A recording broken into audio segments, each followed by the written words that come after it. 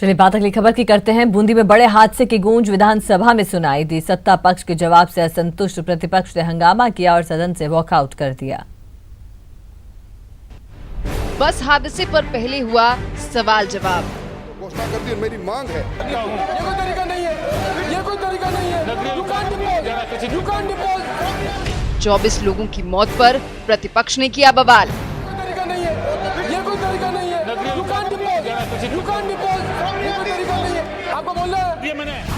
मंत्री के जवाब से असंतुष्ट सदस्यों का हंगामा। ये कोई तरीका नहीं है, ये कोई तरीका नहीं है। You can't depose, you can't depose।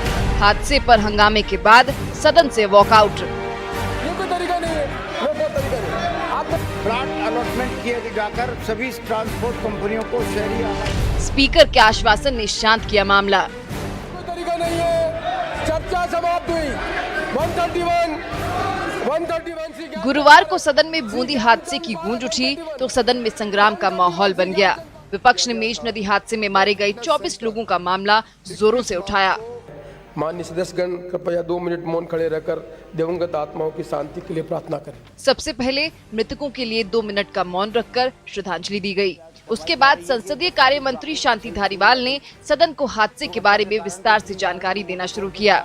साथ ही बताया कि बस के पास 2023 तक का परमिट था।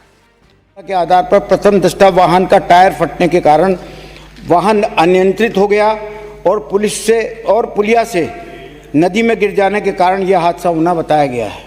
वाहन संख्या RJ20 PA 4614 की पंजीयन 23/9/11 का है।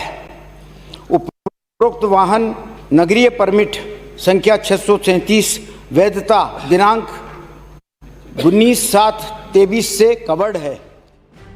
लेकिन शांति के जवाब से विपक्ष संतुष्ट नहीं दिखा। प्रतिपक्ष के उपनेता राजेंद्र राठौड़ ने साफ साफ कहा कि दुर्घटनाग्रस्त बस के पास अवैध फिटनेस सर्टिफिकेट था। वैसे में इन कबाड़ बसों के खिलाफ क्यों न सरकार अभियान चलाए जो यमदूत की तरह सड़कों पर दौड़ रही है। इसके साथ ही मृतक के परिजनों को 2 लाख की जगह 10 लाख रुपए मुआवजा देने की मांग की। वहीं प्रतिपक्ष के नेता गुलाब चंद कटारिया ने सरकारी बस के परमिट और उसमें सवारी बैठाने की क्षमता की जांच की मांग की। क्यों नहीं व्यापक ये अभियान चलाएं? ये बिना फिटनेस के, बिना इंश्योरेंस के ये कबाड़ गाड़ियां लोगों के जीवन को लेती हुई दौड़ती जा रही है। क्या कारण है कि राजस्थान के परिवहन विभाग बेलगाम हो गया और लगातार इस प्रकार के वाहन सड़कों पर यमदूत के रूप में दौड़ रहे हैं? आपने ये तो घोषणा कर दी, मेरी मांग है, ये सामान्य त्रसादी नहीं है, 2-2 लाख से काम चलने वाला नहीं है। कम से कम अध्यक्ष महोदय इन परिवारों को 10-10 लाख रुपया सरकार मुआवजा दे। इस गाड़ी का परमिट इसके पहले कौन सी ड्यू डेट थी और उसके बाद इसके परमिट को एक्सटेंड करने के लिए इसने कब अपनी तरफ से अप्लाई किया, ताकि ये सिद्ध हो सकेगा कि वास्तव में राइट टाइम पर अप्लाई था या केवल परमिट अवधि समाप्त होने के बाद उसने अपनी तरफ से इस प्रकार का। कितनी सीटर का ये पास थी गाड़ी? प्रतिपक्ष के सवालों का जवाब देते हुए संसदीय कार्य मंत्री ने बताया कि बस 20 सितंबर 2020 तक के लिए फिट थी और उसके पास RTO का सर्टिफिकेट था।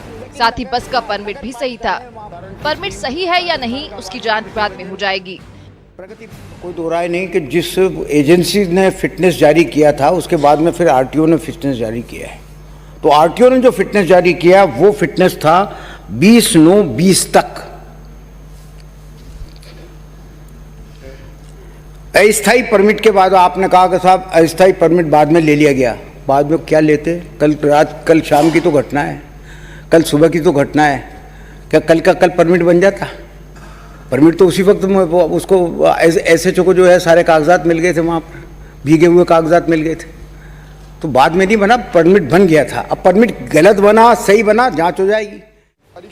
लेकिन सर्टिफिकेट पर संग्राम थमा नहीं और सदन में मंत्री के जवाब से असंतुष्ट प्रतिपक्ष के सदस्यों ने हंगामा करते हुए सदन से वॉकआउट कर दिया।